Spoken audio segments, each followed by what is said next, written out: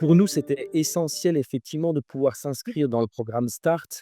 Heu, la première raison était de trouver, je reprends mot pour mot ce que vous avez énoncé madame Poher à un moment donné, un équilibre entre transversalité nécessaire des accompagnements et spécificité des accompagnements. C'est écrit noir sur blanc sur notre projet d'établissement. Pendant des années, lorsque je suis arrivé, ça fait plus de 8 ans à la tête du centre de ressources enfance adolescents, donc de l'ADAPI du territoire de Belfort. On s'est plongé, avec les plans autisme, avec ensuite, l'apparition des recommandations de bonnes pratiques sur le polyhandicap. On s'est plongé un petit peu à fond là-dedans, avec évidemment, des points extrêmement intéressants et une montée en compétence des équipes, mais quand même quelques écueils. Et on est devenu en 2021, au 1er janvier 2021, un grand dispositif et il nous fallait trouver des transversalités nécessaires entre nos équipes et puis on voit bien que les gamins ne rentrent pas dans des cases, et fort heureusement et qu'à certains moments, c'est bien la logique des besoins qui doit primer sur celle, des étiquettes que l'on pouvait leur coller et qu'il est absolument nécessaire qu'à un moment donné, ben, sur les questions de communication, de relations sociales, d'aspects cognitifs, et cetera, mais on soit bien au-delà des étiquettes. Donc Start répondait parfaitement à ça parce que ça permettait d'aller sur cette transversalité, sans nier pour autant les spécificités nécessaires à certains moments. Effectivement, quand nous on accompagne des gamins dans le champ du polyhandicap, le versant somatique, par exemple, il est fondamental. Le versant de la douleur, il est fondamental. On va pas forcément retrouver de la même manière, sur des gamins qui sont plutôt dans les troubles du spectre autistique ou dans le champ des des TDI, par exemple. Heu, on a mené ça, on a inscrit l'ensemble de nos cadres à la formation START sur le territoire de Belfort, enfin sur l'aire urbaine Belfort, Montbéliard, Héricourt, Nord-Franche-Comté. On a une salariée qui est une des formatrices de Start, ce qui aussi permet d'avoir un autre regard qui est, voilà, c'est hyper intéressant d'avoir quelqu'un qui est, du côté de la formation, qui va rencontrer pas mal d'équipes, qui s'est formé et qui nous apporte aussi sa compétence. Heu, j'appuierais sur ce qui a été dit au tout début par les premières intervenantes, la nécessité d'avoir un accompagnement au changement des pratiques. Start génère comme souvent les formations de bonne qualité, de bonne facture, génèrent beaucoup d'envie, beaucoup de c'est le gâteau là qui gonfle bien et puis après, ben, le quotidien prend le dessus et comment on maintient ça?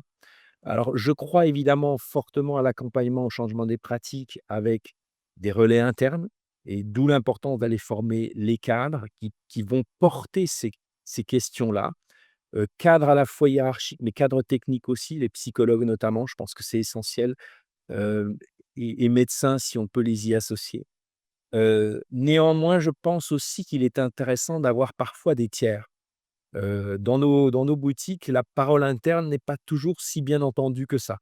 Et parfois d'avoir des tiers reconnus comme experts, même si experts qui ne voulant pas dire professionnels, ça peut être aussi évidemment, des aidants, des parents. Mais ça peut être vraiment intéressant et ça, je ne sais pas comment on peut vraiment le penser. Moi, j'essaye de le mettre systématiquement en place sur d'autres pans de formation, d'avoir des formateurs qui peuvent revenir dans nos établissements, dans nos dispositifs pour voir comment sur le terrain on peut passer à l'acte. Comment est-ce qu'on peut aller dans le changement des pratiques pour que sur le terrain, ce que l'état de la science nous apprend, on puisse tenter de le mettre en œuvre pas de manière exhaustive, mais d'aller choisir tel ou tel type d'outil qui nous convient, qui convient à nos ressources. En tout cas, ça a été, une action qu'on a menée de pair et qu'on continue de mener de pair avec un gros travail sur l'autodétermination. Je pense que l'un ne va pas sans l'autre. C'est quand même repenser aussi la question de la place de la personne accompagnée, de son environnement, la famille et cetera. Heu, le point peut-être négatif que moi j'en retire enfin négatif ou en tout cas plus délicat, ça a été la question du territoire. Je n'ai pas réussi alors on a embarqué du monde, hein, on est allé chercher du monde chez nos collègues.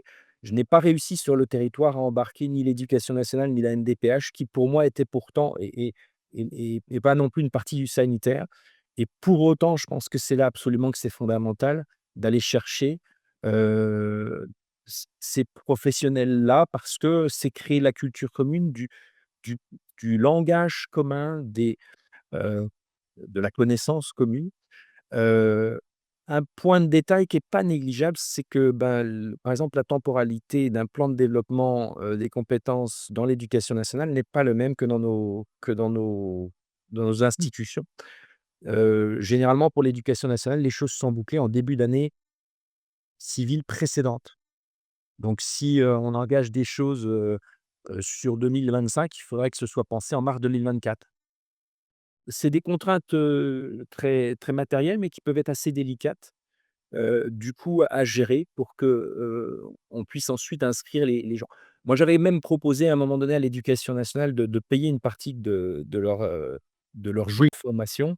Bon, ça n'a pas pu se faire et je pense que enfin, j'espère que ça pourra se faire à terme. Mais la question du territoire là-dessus, elle n'est pas si simple, à mettre en œuvre. Voilà.